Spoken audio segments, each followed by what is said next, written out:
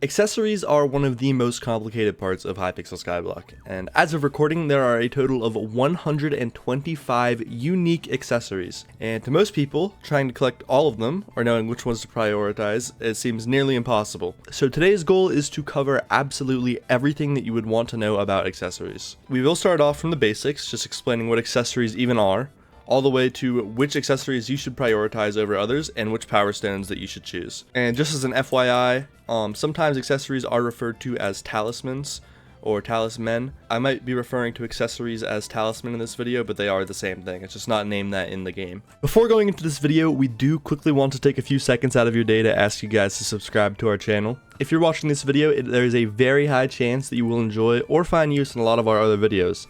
And at the end of the day, there's no negatives. You can always unsubscribe later. Anyway, with that out of the way, let's get into the video. Now before anything, we need to cover the actual accessory bag and what it is. If this is your first few hours in the game, you might not have even discovered this part of the game yet. If you open the Skyblock menu through this nether star in your inventory, you can go to your bags, and if in the 5th slot you see the accessory bag, then congrats, you see it. But if you haven't, you need to go unlock this through the redstone collection. Now if you travel into the deep caverns, and more specifically onto the redstone floor, you can unlock the collection in here. But more importantly on this floor, we can also talk to the redstone miner. The redstone miner is a source of 4 basically free accessory slots. You will need to bring roughly an inventory of redstone to fully get through the dialogue, but I mean there's really no reason not to have this done, especially if you don't have max redstone collection. Also, it gives Skyblock XP. Speaking of accessory bag slots, we do need to talk about profile upgrades as well. If you come to the community center and speak to Elizabeth, you can actually go under the account and profile upgrades and you will see that there is a upgrade for your accessory bag right here. Now this can be upgraded entirely for free and it gets you up to 12 extra slots. The only thing is that it takes a lot of time, so you'll want to passively do this throughout your time on the game. You won't fill it up quick enough, so just get this done. If you really want, you can spend gems and buy the accessory bag a little bit faster. Now these upgrades are completely free, though they can be upgraded faster using gems. The current max for this is level 6, or in other words, 12 accessory bag slots. Now the last free and obvious source of accessory bag slots is the redstone collection. Now if we look in here, we'll see that it goes up to 1.4 million, which gives you the preposterous accessory bag upgrade. Now this really isn't as bad as it seems, especially with all the mining updates that have come out recently. And this is the main reason why, if you watch a lot of guides for, let's say, a new profile, this will always be the minion of choice that people start with. Though that is the last quote-unquote free accessory bag upgrade, there is one more that might not be so early game friendly. Inside of the Thaumaturgist, we have Jacobus, which will actually sell us accessory bag slots. Once the admins added their 16th redstone collection, they kinda realized this isn't a permanent solution and needed to add something to fix it. Unlike everything else, Jacobus will actually sell you accessory bag slots for a varying amount of coins. I'll put up a picture on screen, but the early upgrades cost anywhere between 1.5 million to 12 million coins per. But once you get to your 21st upgrade in the shop, out of the total 99, he will upgrade his prices to 20 million coins per. Each upgrade will give you 2 accessory bag slots, and yes, these will be mandatory down the line when you eventually run out of room. Though you don't need to max out the shop, you will probably need to buy, I'm just guesstimating 10 to 20 upgrades. Which, considering the fact that he also gives you a free talisman down the line, is also just not bad. If we go ahead and open his menu, we can see that he actually talks us through where all of our accessory bag slots come from. And in total, with everything unlocked, you have a whopping 271 accessory bag slots. In other words, if I open my menu, I have 6 full pages and then just a 7th page with a lonely 1 accessory bag slot. Now as of current, I could go ahead back into my accessory bag. I'm only using around 3 and a little more than half the page, and then the rest being just used to personal compact and personal delete things. So it's safe to say that if you do spend the roughly 2 billion coins maxing out the shop, you will just never have trouble with your accessory bag slot ever again in this game. So now that we've gone over the whole accessory bag saga, what actually are accessories? Well, the accessories themselves are pretty simple and they could actually be looked at through the breakdown in Maxwell. Maxwell being the guy that we skipped over going to Jacobus. Each accessory has their own magical power number, as we could hover over the chart with. This number pretty much lets you know how powerful and technically how useful an accessory is. The worst accessories are common ones being only worth 3 magical power, uncommons are worth 5, rares are worth 8, epics are worth 12, legendaries are worth 16, and mythics are worth 22 magical power. Then at the bottom you have the red talismans, which are special talismans. The normal special ones are just worth 3, and then the very special ones are worth 5. Now, this isn't just to say that you don't want any common talismans due to their lower magical number. This simply means that when it comes around to price, you want to prioritize the better price to performance ones. For example, if I go to the auction house and look up just a potato talisman, which is a common talisman, they sell for 66 million coins per. Again, just for a normal common talisman. But then, if I clear this real quickly, just go to accessories and sort by lowest, somebody is selling a fish affinity talisman for 9,000 coins, and this is a rare accessory, meaning that compared to a common, it is 2.5 times better. So at the end of the day, you do want to make sure you buy every accessory as you can, but make sure you buy the better price to performance ones.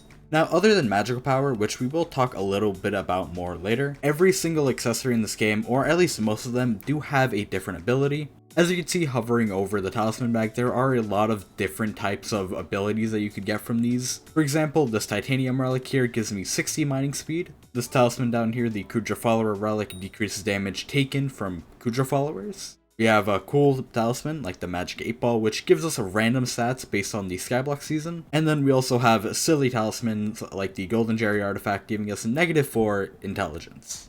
Now, due to these stats, some early game talismans really do have some really good perks to them, and should be prioritized, pretty much just going for them immediately, and we will go over these in just a little bit. Now, we've pretty much talked about everything besides Powerstones, and we need to explain magical power just a little more. But thankfully, they go hand to hand, so we'll be able to explain them pretty easily. Going back into Maxwell, Powerstones are a set of perks that you could choose from that pretty much you could choose whatever stats you want to prioritize. Whether that is a stat mainly for intelligence or a stat mainly for damage, whatever stat you want is in this menu. Now, the first time that you open this menu, it'll look nothing like this. Instead, more like a menu like this, with only 5 base powers unlocked. Now, if you do want your page full of powers, there obviously has to be a way to unlock them, and that is down here through this little menu. If you come across 9 of these same identical power stones, you're able to combine them into the power just by clicking this button and putting them all in this menu. Thankfully, every single one can be purchased, but some do have a combat requirement, but out of the total 21 unlocked power stones, not all of them are really needed, and we will quickly cover that. Now, when you do start out on a profile, there will be 2 unlocked power stones that will be unlocked right as you talk to Maxwell that should be focused on, and those will be Inspired, and over here we have Warrior.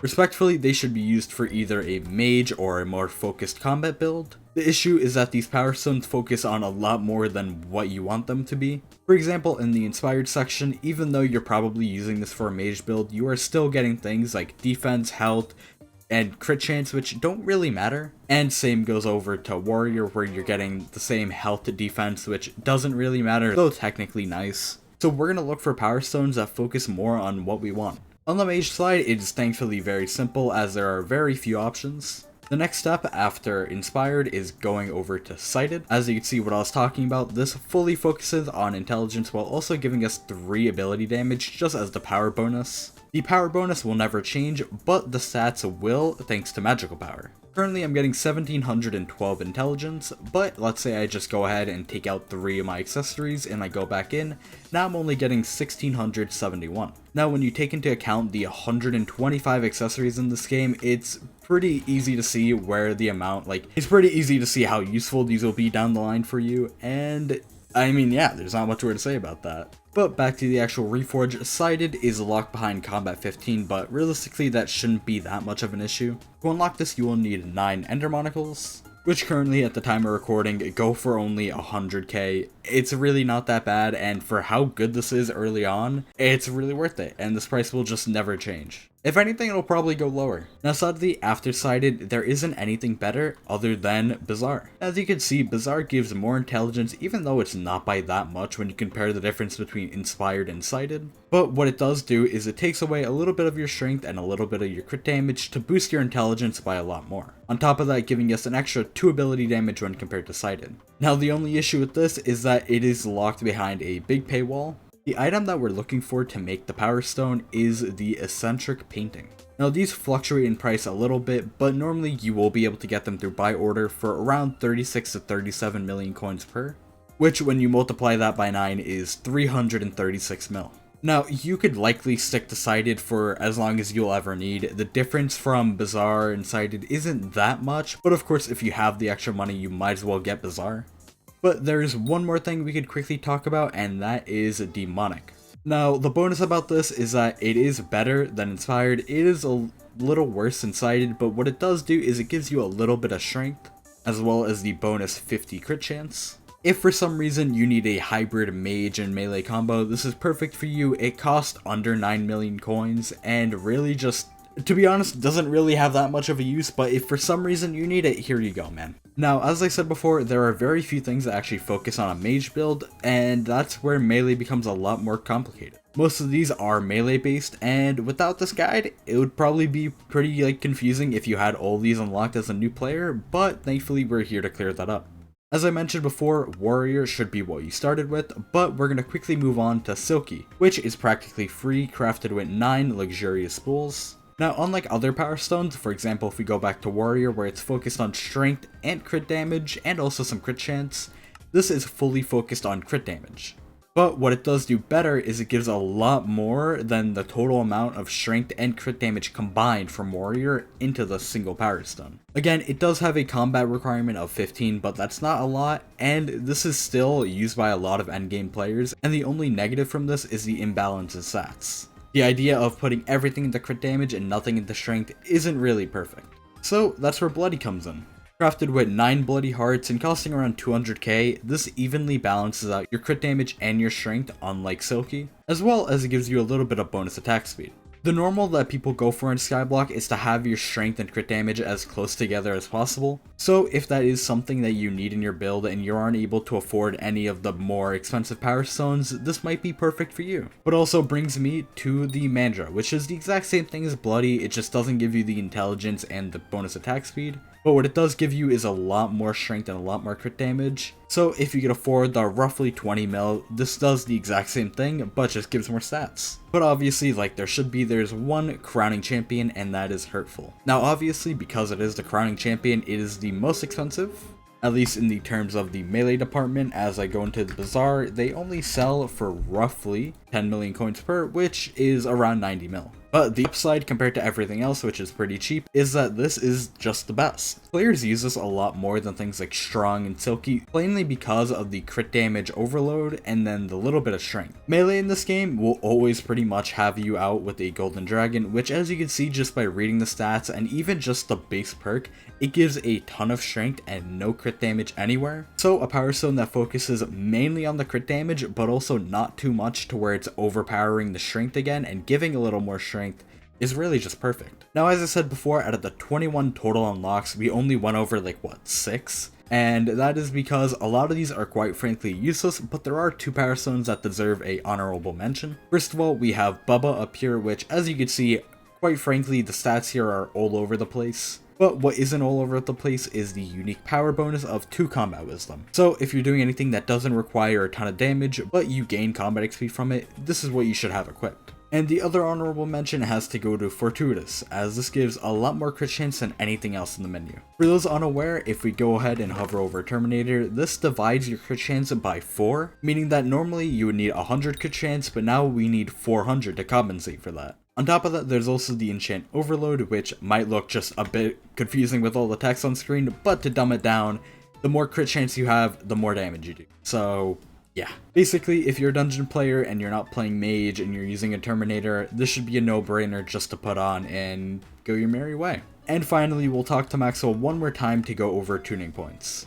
As I said earlier, a lot of what Skyblock players do is they like to make their stats as even as possible just to do the most damage as possible. Now obviously the stats from these can't be chosen directly, like let's say you wanted a little more strength in this and a little less crit damage, you can't really choose that in the Power Stone, so that's where this comes in handy.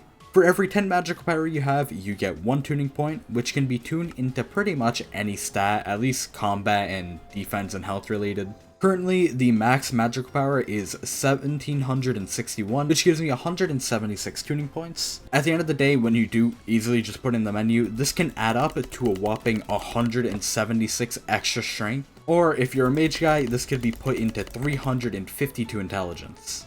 Or if you're feeling real goofy, you could go over here and get 264 speed, cause fuck it. Now at this point we should have covered everything that you need to know about accessories, so we should now bring on one of the more important parts of the videos, talismans, and which you should prioritize.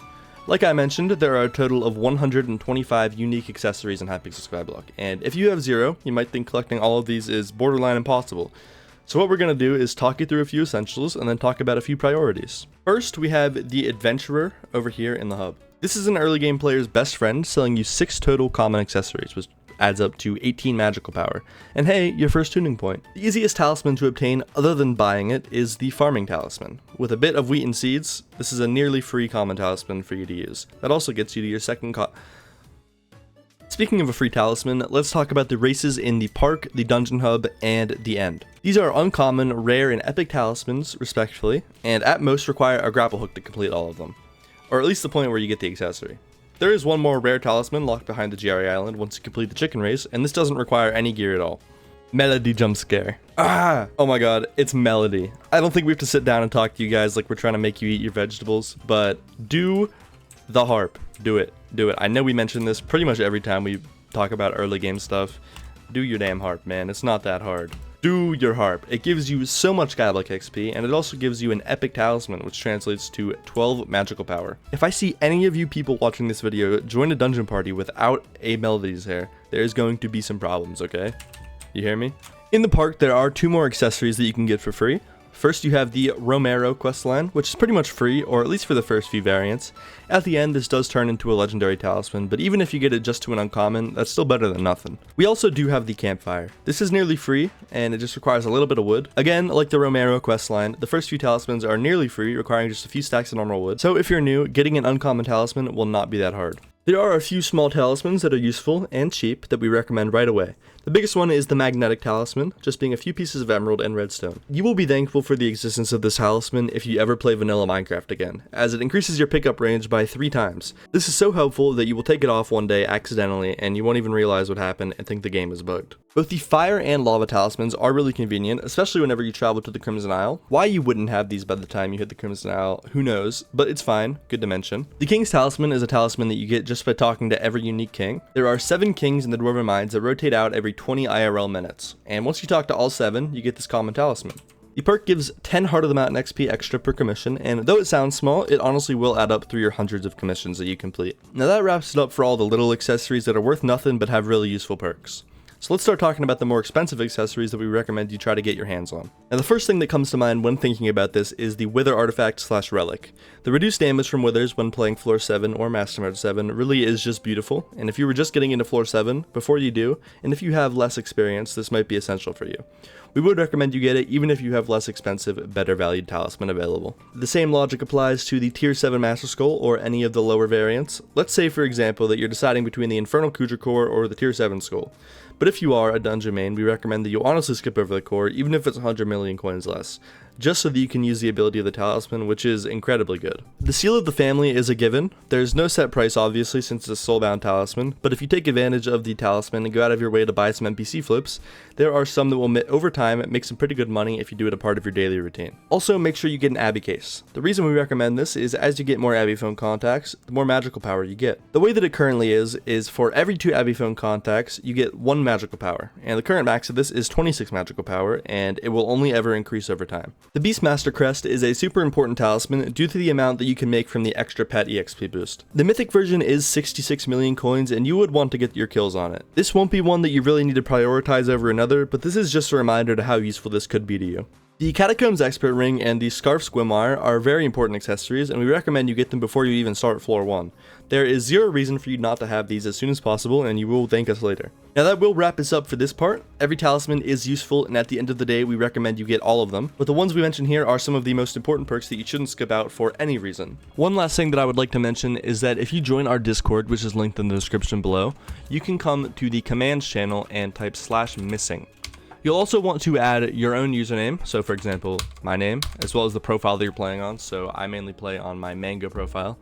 I hit enter, and it'll show me that I am currently have my API off. So we'll go off of Cryogenic here, who also used the missing command a couple minutes ago. So basically what this will do is it'll go down the list and it'll look at what is the least expensive for the most amount of magical power. So as it increases, you see it goes down to 800k at the bottom here. And if you go up, we might be able to find someone else. This is 2.36 million. This will also include recombobulators, which can increase the rarity of your talismans and make them worth more magical power. But anyways, if you're trying to figure out what the cheapest talisman for you is, you can always come to this Discord bot and make sure and try to find out what you're missing. But yeah, that is pretty much it for today's video. We believe we went over quite literally everything accessory related, but if for some reason after today you still have any questions, feel free to comment and we will have no issue responding. Thanks for watching, and we'll see you guys later.